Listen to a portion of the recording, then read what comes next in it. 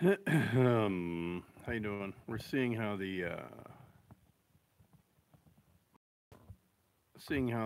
the connection is to connection test,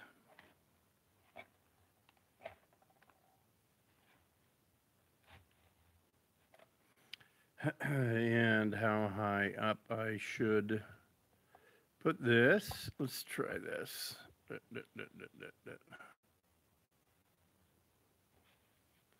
Hang on, hang on, hang on. All right. How's that? A little higher up.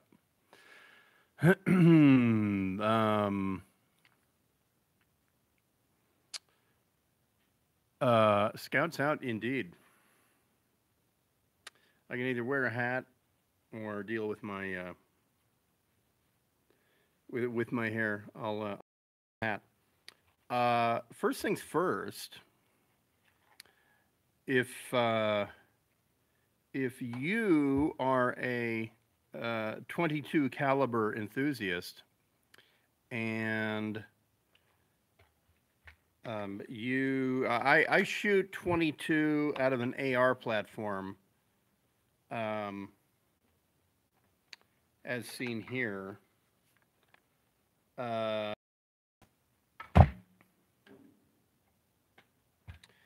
and I shoot subsonic 22. Just because I don't engage anything out past 100 meters. So subsonic is fine for me. So I'm on a never-ending quest to find perfect subsonic ammunition. And one of the most common ones that you find is this Remington that's marked like that, subsonic. And it is good. I want to say that it's around 1,100 feet per second or so.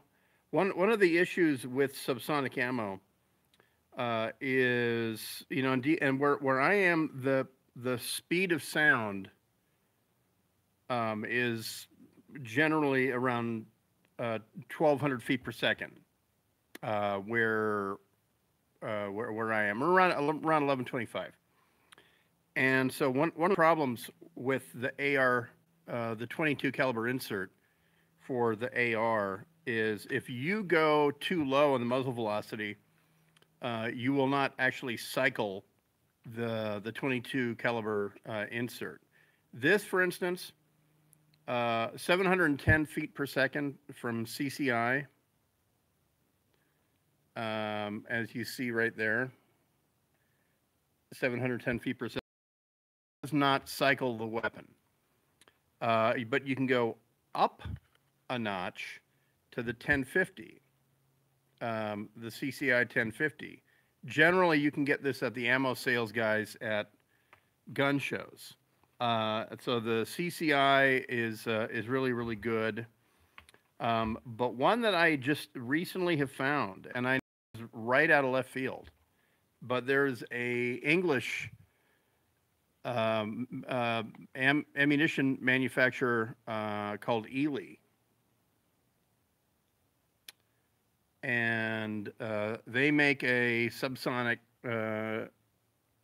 22, 1,090 feet per second, and I really like it. I know it's actually less than just slightly under some of the other subsonics, but it seems to be a really hot round, and I like it. Another subsonic is this Winchester called M22 subsonic. So it is one of the things I like about this is it's a big round, 25 grains. It is copper jacketed, and it gets down range in a jiffy. It's very nice. All right, enough of gun talk. So the trade and everything war is heating up with Turkey. That the United States now has rescinded the F-35 deal with Turkey. Turkey was actually online to purchase 100 F-35s. So they're going to go very expensive with the F-35, and this was the Turkish Air Force. This was at their behest. They wanted the F-35 because they wanted to be up to NATO standard.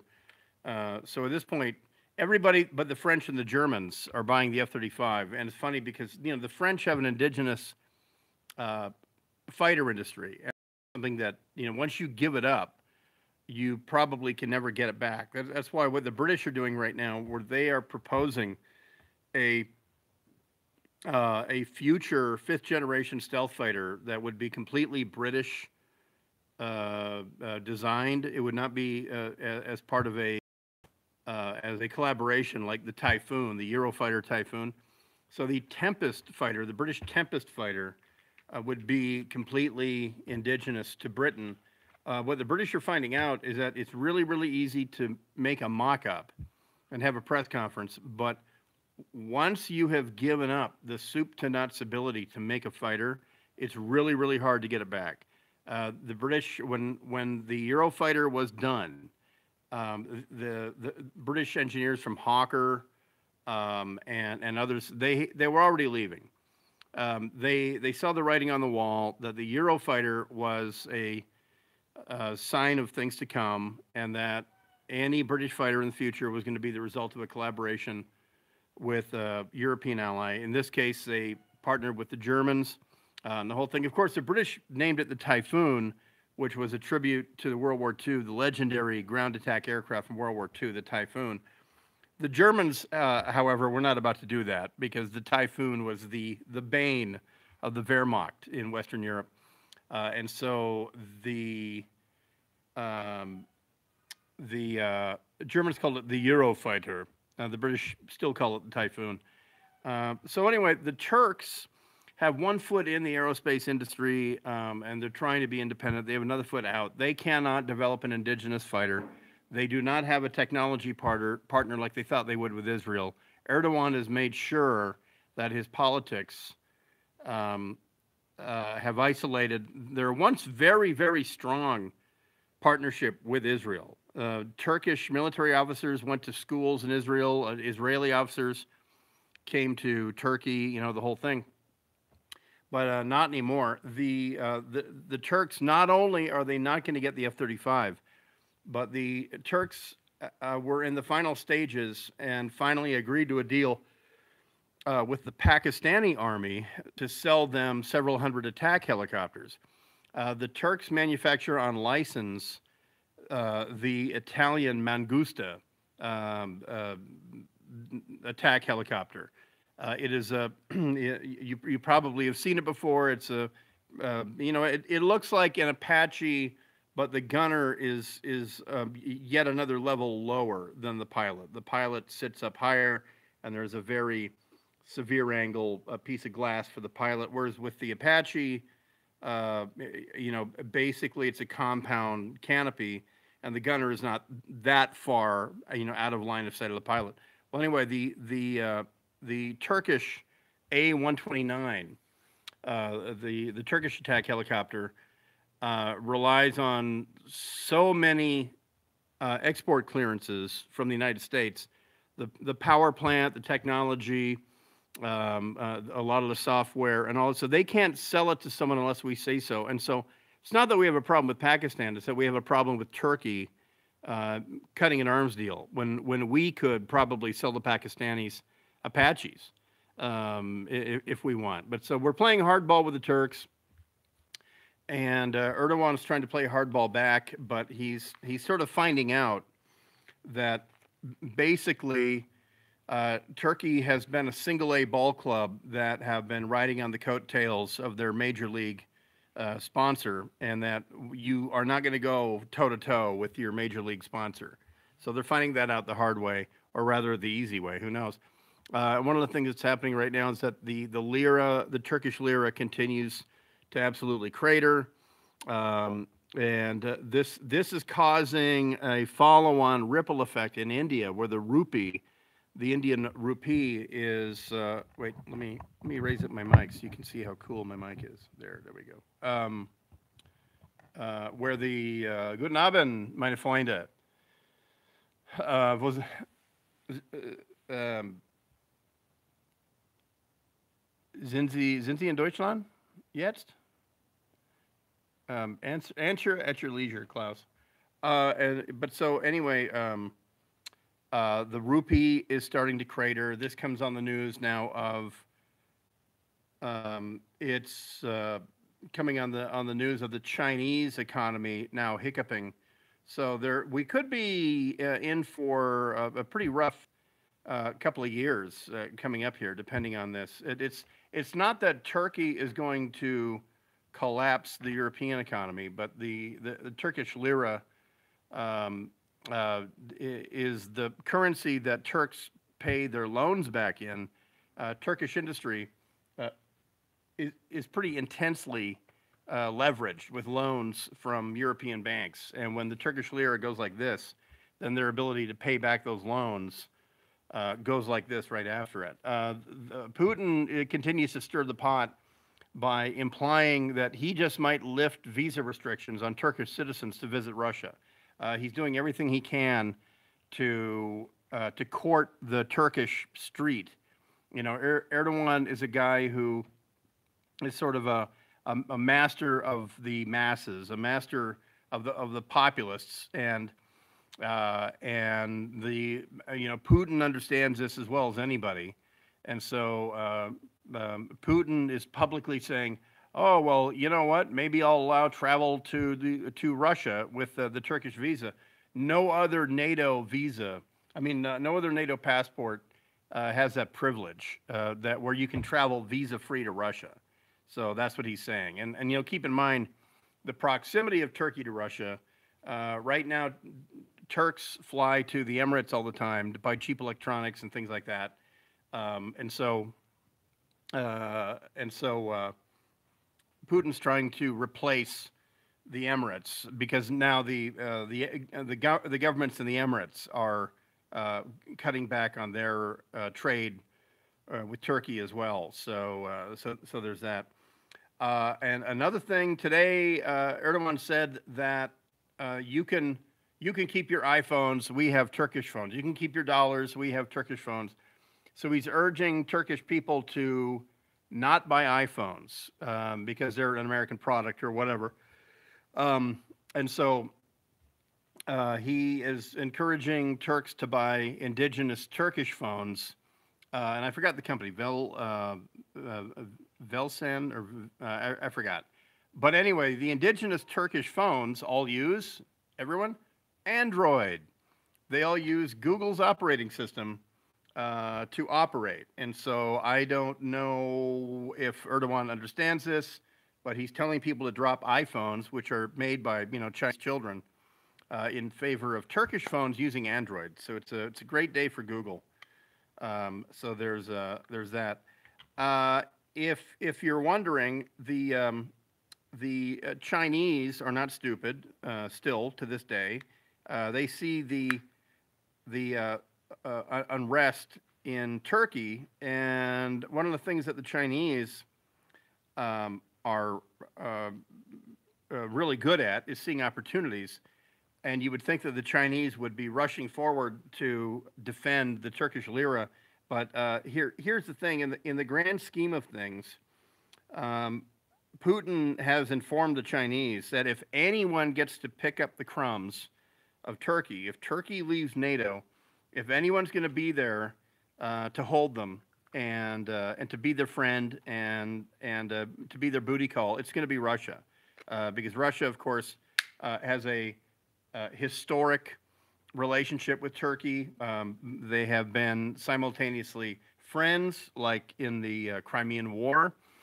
They've gone to war together in the Crimean War, and then they have been rivals, for instance, since the end of World War II and the creation of NATO. And then, of course, just a few years ago, the Turks shot down a Russian Su-24, and the Russians still remember that, but they feel that that Erdogan and Turkey have made amends. So anyway, So then, to catch you up, the Turks had agreed to purchase the Russian S-400 surface-to-air missile system, seen here.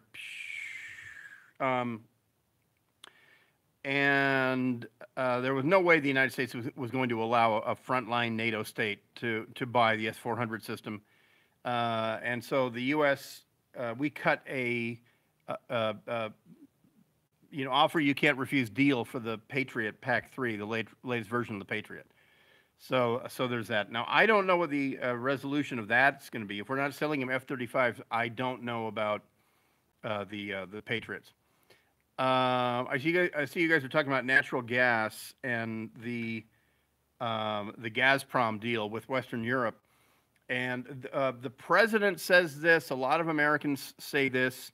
There's two things. The United States has made natural gas more cheap than in the history of natural gas because of fracking. God bless us, fracking.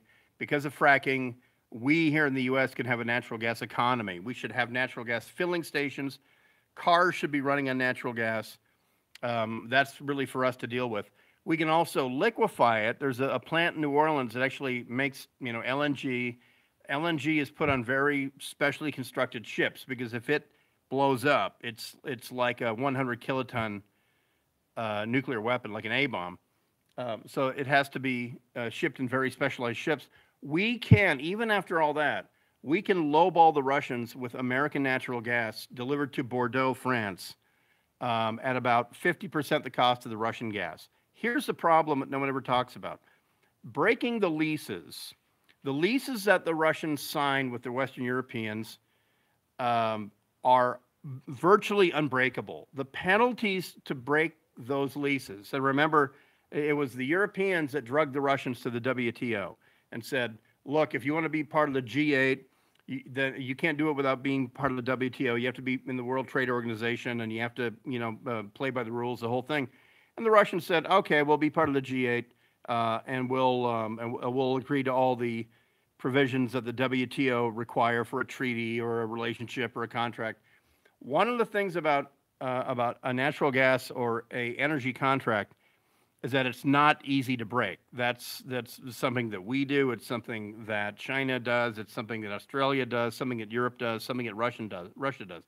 It is not easy to break one of those contracts because substantial front-end investment has to go. Keep in mind, you're laying natural gas pipeline from the gas fields and the collectors all through the pumping stations and the boosting stations through a long route, and you have to have 24-hour maintenance and disaster preparedness and the whole thing. It's very expensive to lay natural gas lines, and so the leases, the contracts to start delivering natural gas are, for all intents and purposes, virtually unbreakable, and they also go for decades. And so the idea that Merkel just suddenly calls Putin and says, Nix an die Bahnhof, I'm going cheaper with this American LNG. That is not how it works. It's not how it works at all.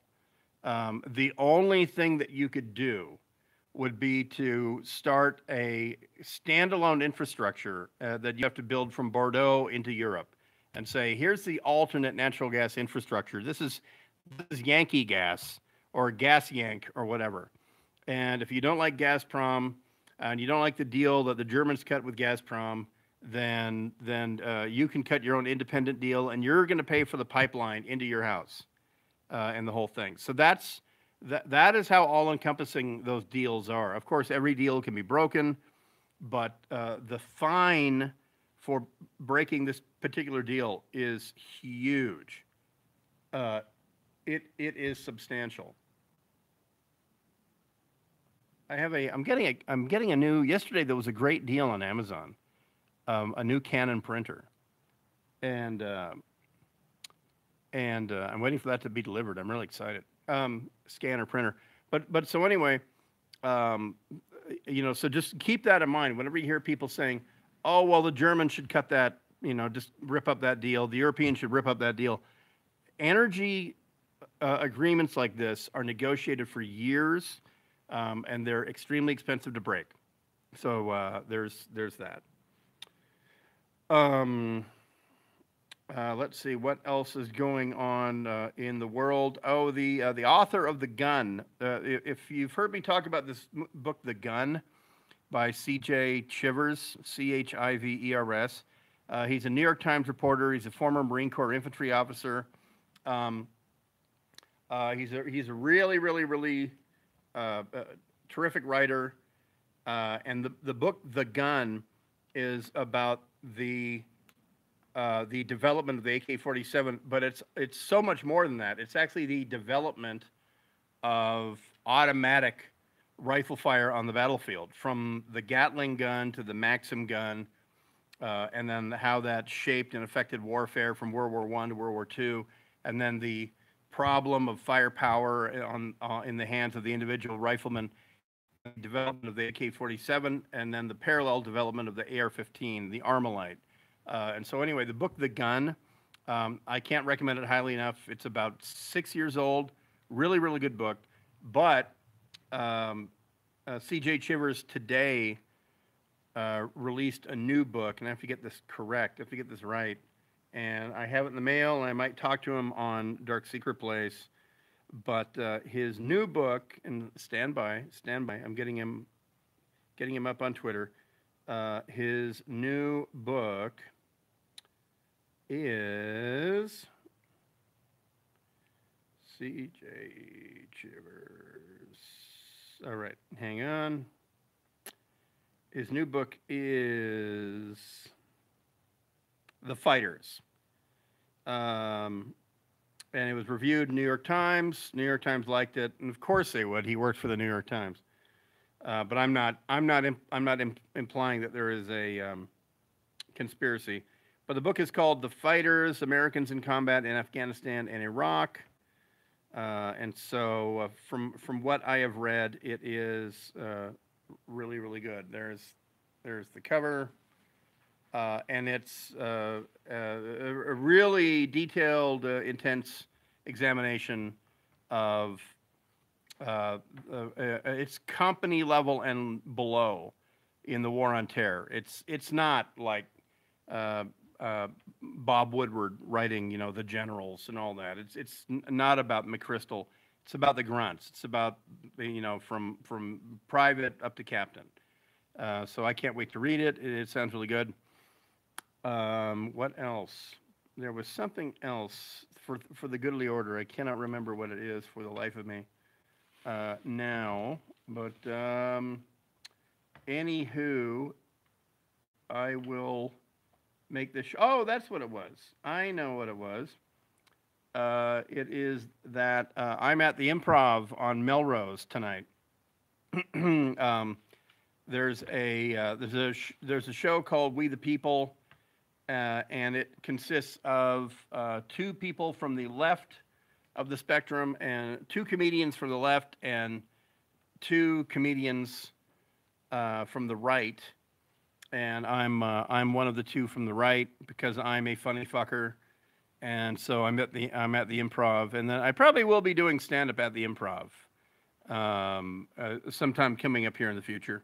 So that'll be a new evolution, and I'll give you all the heads up because I would give you all a break on a comedy show, because obviously it's in my interest to have people who know my humor, because I don't think people take me correctly. And Jason said me and Kurt Schlichter would kill it. I like Kurt. I've never served under him in the Army, but I know him. I read his Twitter feed. He is a funny guy, and all that. I don't know that we would do good comedy together. I might have him come in on a Sunday night, but he is a guy who was I think rightly wary of Donald Trump 2 years ago. Trump, being such a neophyte, such a rookie in foreign foreign affairs and military affairs and all that. But after Trump won, Kurt underwent a sea change in his feelings about Trump, and he embraced, just the fact that Trump won was what he embraced, and I have not. Um, what's a TCOT? What's the TCOT? Don't know. Let's see. There was something else foreign policy wise. There was another lone wolf driver attack in London today, and Top Gun on Twitter. Okay. Um, this guy was another lone wolf. The British were really quick. You'll notice the one thing that sort of raised my eyebrow today was that the British, sometimes take 24 hours to call something terrorism. This they called terrorism, within an hour, right? And so the guy must have said something just undeniably, terroristy or something. I don't know. All right. Well, I'm going to. It's a 26. It is 26 minutes. Hey, here's a tip for you. By the way, when killing bugs in your house, if you don't like chemicals, chemicals that linger, and you don't want to smash them or whatever, especially around here with black widows, your duster, your common duster, if you flip it upside down,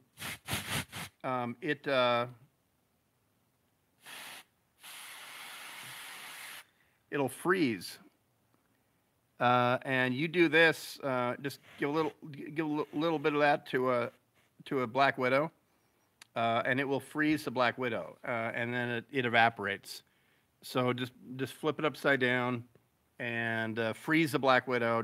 You can actually dribble it out, like that, and that is a really, really, really good, efficient way to kill venomous spiders, poisonous spiders, without leaving a bunch of chemicals around. So there, I give you a tip. That's my tip. That's my tip to ye. Yeah, here's my problem. See, it looks like a bird shit. Isn't that funny? But it's condensed.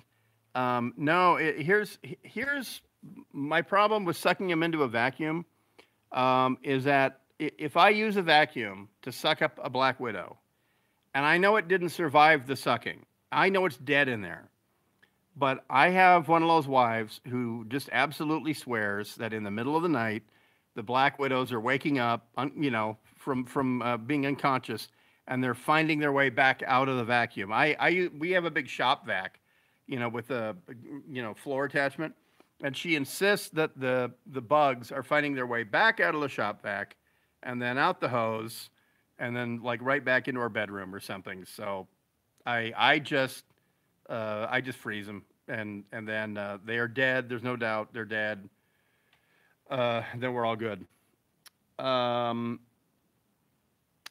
Okay, well, that's it for the good of the order. And if you are in the Hollywood area today, and I don't envy you, I wouldn't wish that on anyone, but if you are, then 7:30 at the Improv on Melrose. It's We the People, left and right, good drinks, and a good time. And you'll probably be seeing me a lot more at the Improv, because I'm getting, I don't know what it is. I think there's a lot of people who follow me on Twitter, and they see how active I am on Twitter, and I have a fairly funny Twitter feed, according to some, and so I'm getting a lot more phone calls from the entertainment industry these days. So that's a tip. That's a heads up about the future. But there's a lot of people who, and I'll be honest with you, a lot of them are jumping on the Trump bandwagon. They're saying, you know what, maybe a little more because conservative programming is winning right now. CNN is losing. Fox, is winning. I wouldn't. I will go on Fox Business with my friend Kennedy, because Kennedy and I are this close. We're buddy. So I will go on Fox Business. If Kennedy and her show move to Big Fox, I will go on her show. But I've made it really crystal clear that I'm exclusive to her show, and that I turned down, when I got back from Iraq, I turned down the opportunity to be a regular on this one guy's show, but I don't like this one guy. I think that he is a douche canoe, so I won't go on his show, and I haven't ever since then. Ever since Tony Snow died, and I used to be on Tony Snow's show when I was in Iraq, and I liked Tony Snow a lot. He was just an amazingly good, decent guy, and he wound up, he was Bush's spokesman after Ari, what's his name? I forgot. But Tony Snow was a really, really good, decent guy. He did really good TV and radio. If he were alive today, I think he would be fairly disgusted with some of the fealty that some media outlets are displaying towards the president and the outright hostility that others are, which completely overshadows how they were about Bush. And they were really, really shitheads about Bush. So. All right, we're at 30 minutes and 58, 59, 31 minutes. Okay, so everyone have a good day, and Connect Pal people, I'll have the Ari Fleischer, Ari Fleischer, that's what it was. Yeah. So Connect Pal people, I'll have a podcast up here in a couple hours, and if you don't know, I do a private podcast. If you go to connectpal.com, Dark Secret Place, you can subscribe to the private podcast where even on YouTube I can't drop that many F-bombs, and it wouldn't surprise me if they edited out the things that I was showing you earlier. It wouldn't surprise me at all if that was edited out. I don't know, but so there. All right. So everyone have a good day, and if you don't have a good day, well, fuck you. Is Wyatt here? Oh, there's Wyatt. Wyatt, the 3-footed dog, is down here by my feet.